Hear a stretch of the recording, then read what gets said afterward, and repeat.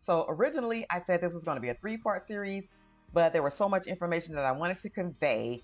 And people's attention spans aren't very long. So I think I might do it in 4, maybe 5, but stay tuned. We'll see.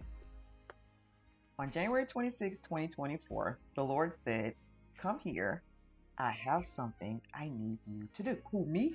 And in that moment, I went, nope, find somebody else to do it. No, not going to be able to do it. Who are you talking to? Is somebody else in this room? Just no. Because who is he talking to? No. For real, Lord? No.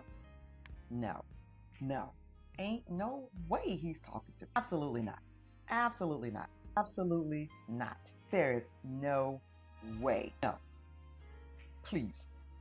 No. So after about 3 hours of saying no, I lost the battle. It really wasn't a battle. I surrendered and I said yes. And in that moment, God started to dismantle every part of my life.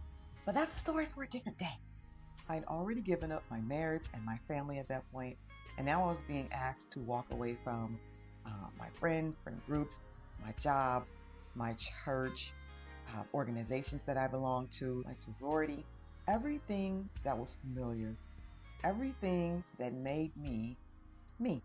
Now, I didn't leave these things because I wanted to. I had to. Because in that moment, he told me these things could not go where I'm taking me. I had no idea where he's taking me because he didn't tell me. Because the first thing I had to do was die to the old thing and be reborn in him. And that's how my journey started, where everything made no sense, where obedience would take me so far down and through, I would not recognize my own self. And I realized that he dismantled a life that I thought I'd have forever so that he could rebuild me for the purpose that he created me for. But fast forward 2 years. Very recently, he's been saying to me, remember Lot's wife. Remember Lot's wife. Okay, why are you telling me that? Well, he never gives me just a direct answer, so I have to go and search the scriptures to see why he's telling me to remember Lot's wife. But even prior to that, he revisited the conversation we had in January of 2024, that there were some things, people, and places that I cannot take with me where he's taking me. There are some things, people, and places I'm going to have to leave in 2025. So my revelation in Remember Lot's Wife is not that the danger is in refusing to go. The danger is in looking back while God is moving forward. So this series is about what God is asking us to release so that we can walk fully in our calling. And he gave me 3 numbers, 1, 4, and 7. He also gave me 555, which we'll do in a whole separate video. But for now, let's remember Lot's wife. So, why does the phrase remember Lot's wife even matters? Well, I'm glad you asked. So I have to give you a little background context because I've been taught that context always matters. And so you'll need to go back and read Genesis 18 and 19 and then Luke chapter 17 to get the full context, because I'm going to give you some Cliff Notes version here. In Genesis 18, God basically tells Abraham, I'm about to deal with Sodom, but I don't do anything without giving a warning first. So here we already have mercy, a conversation, and time, right? And then in Genesis 19, he sends angels to Lot's house to rescue him and his family to get them out before everything goes down. But they literally start to drag their feet. They hesitate, right? So the angels have to take them by the hand and drag them out of the city to get them to safety because they don't want to leave. They're given clear directions. Run for your life. Don't stop. Don't look back. Once Lot gets to safety, the city is destroyed. But chapter 19, verse 26 says, but Lot's wife looked back from behind him and she turned into a pillar of salt. And in the original Hebrew language, looks back, nabat, N-A-B-A-T, means to look intently, to gaze, to regard with attention, to consider deeply, or to fix one's focus on.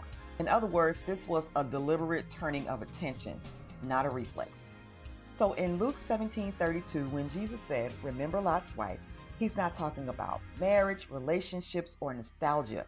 He's answering a question about the kingdom of God. The Pharisees were questioning him about when will the kingdom of God come. And so Jesus answers by saying, you're looking for visible signs, timelines, and warnings. But he says when God moves, most people won't even notice until it's already happening. I'm already here with you. The kingdom of God is already right here in front of you. Life is going to be normal. People are going to be eating, drinking, planning, building, working.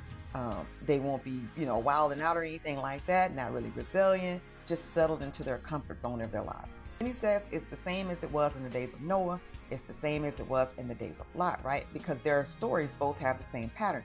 God warned, he gave time, he rescued, and then he moved suddenly. So the danger wasn't in sin alone. The danger was in the attachment to a familiar life. And so the people weren't ready because they were too comfortable to move. So why does he zoom in on Lot's wife? Because he could have said, remember Sodom, remember the fire, remember Lot. But he doesn't. Instead, he says, remember Lot's wife, right? Why? Because she represents someone who was warned, was rescued, and was moving forward. But she still lost alignment because her heart stayed back. She didn't reject God. She didn't stay in Sodom. She didn't argue. She hesitated internally. And that's the warning. Because in moments of calling and judgment, looking back reopens what God is closing. Lot's wife looks back after God had already made the decision, right? Not while he was undecided, not while he was thinking, after. She got out physically, but she looked back during obedience. She couldn't let go emotionally.